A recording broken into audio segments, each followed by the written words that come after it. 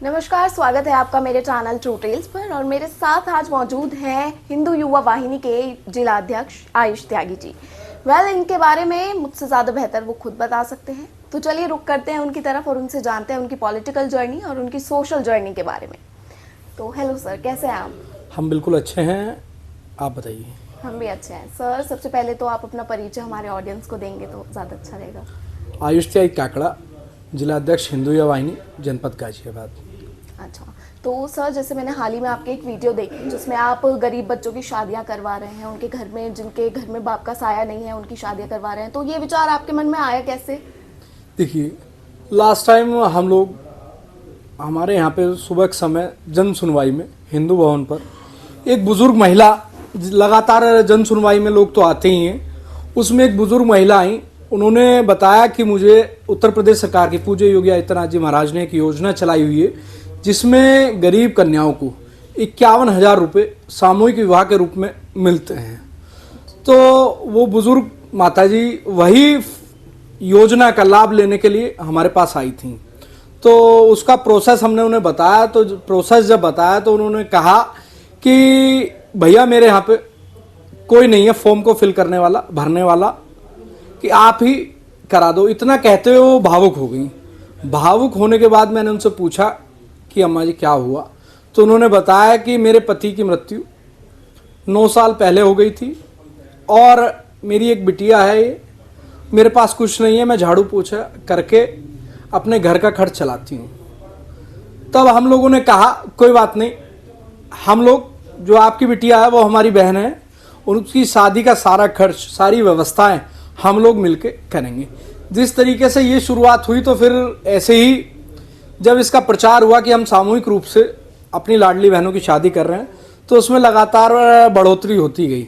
बढ़ोतरी होने के बाद में लास्ट टाइम हमने 22 जनवरी को 5 लाडली बहनों का सामूहिक रूप से विवाह किया और हम सब लोगों ने भाई बनकर कन्यादान किया, जिसमें कि हमने जितनी भी ज़रूरतों के सामान होते हैं, जो डेली यूज़ का, हमारी यूज़फुल जितने भी गैजेट्स हैं, उन सभी का हमने व्यवस्था कराई और शादी में अपनी बहन को देने का काम किया।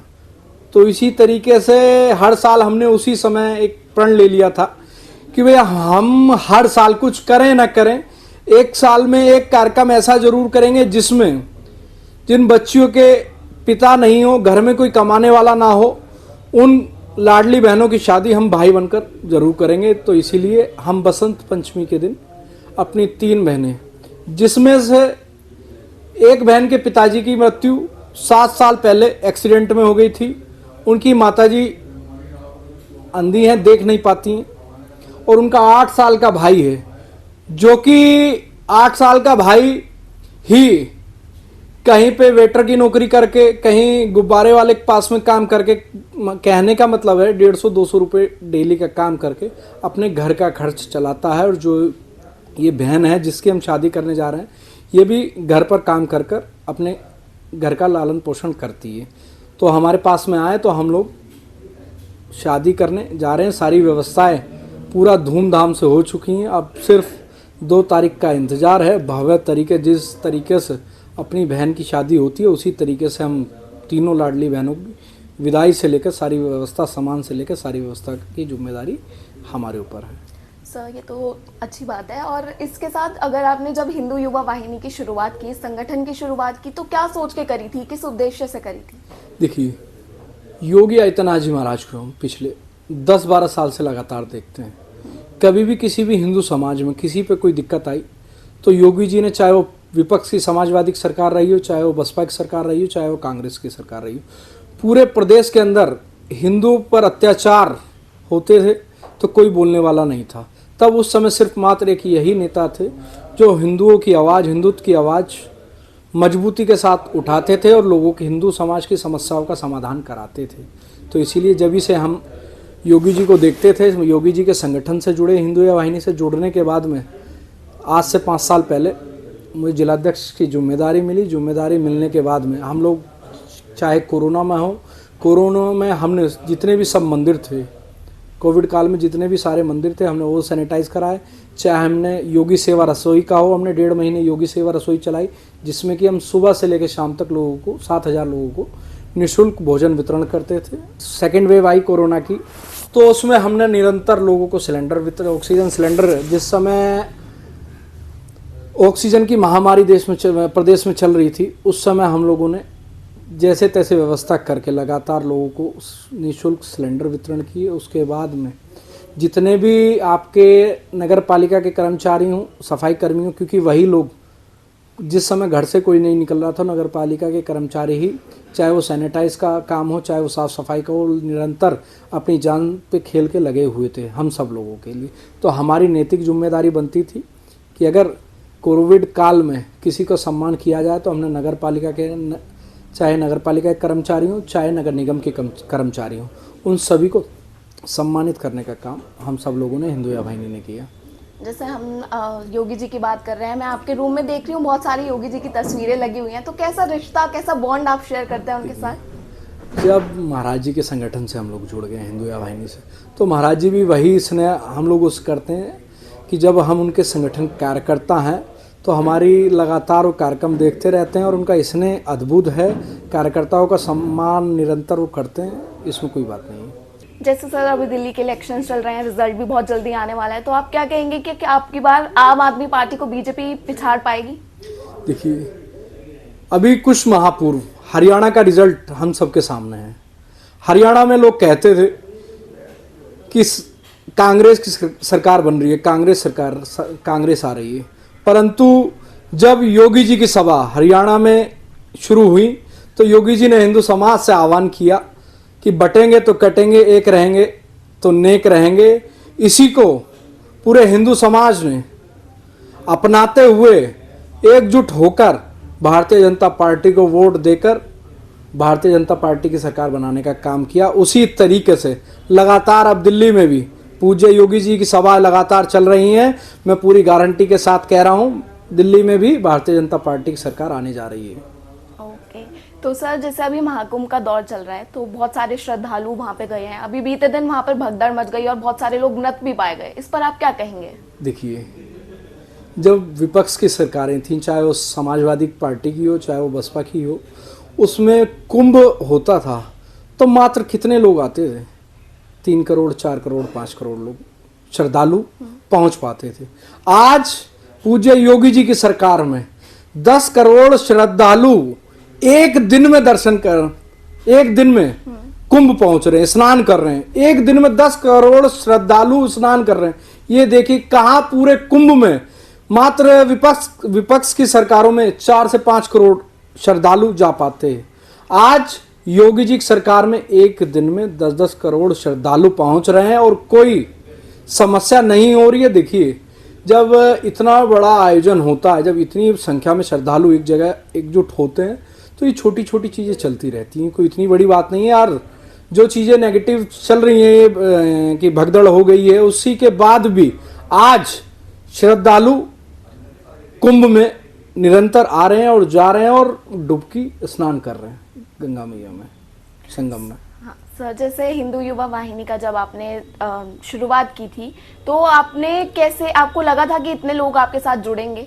देखिए, जब कोई भी हो निस्वार्थ भाव से कोई काम करता है तो उसके साथ में डेफिनेटली लोग जुड़ते हैं और पूरे सहयोग करते हैं। आपने अभी यहाँ पर देखा होगा, कुछ लोग आए, उन्होंने कहा कि हम सामूहिक विवाह में सहयोग करना चाहते हैं, तो लगातार लोग आते हैं। ऐसी बात नहीं है, जब आप किसी चीज़ का बीड़ा उठाते हैं और आप बिल्कुल स्वच्छ होकर काम करेंगे, निस्वार्थ होकर काम करेंगे, लोग आपको समझेंगे और समझने के बाद आपके साथ सहयोग भी करेंगे और हरदम आपके साथ रहेंगे। हमारे जितने निरंतर कार्यक्रम हुए, सभी लोगों ने, पूरे क्षेत्र के लोगों ने बढ़ चढ़कर उसमें शामिल होकर उन्हें भव्यता के साथ में सफल बनाने का काम किया है। चाहे वो रामनवमी पे राम बारात का आयोजन रहा हो, शोभा यात्रा का आयोजन रहा हो, चाहे कोई भी आयोजन रहे हो, उसमें लगातार लोगों का सहयोग, भरपूर सहयोग हम लोगों को मिलता है।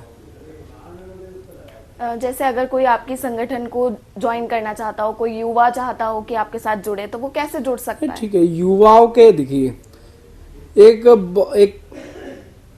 बहुत अच्छी एक लाइन मैं एक दिन बुक में पढ़ रहा था, तो उसमें लिखी थी, युवा तकत के बल पर ही जग की आज़ादी पलती है, इतिहास उधर ही चलता है जिस ओर जवानी चलती है। तो युवाओं का तो टाइम है, युवा देश के भविष्य हैं।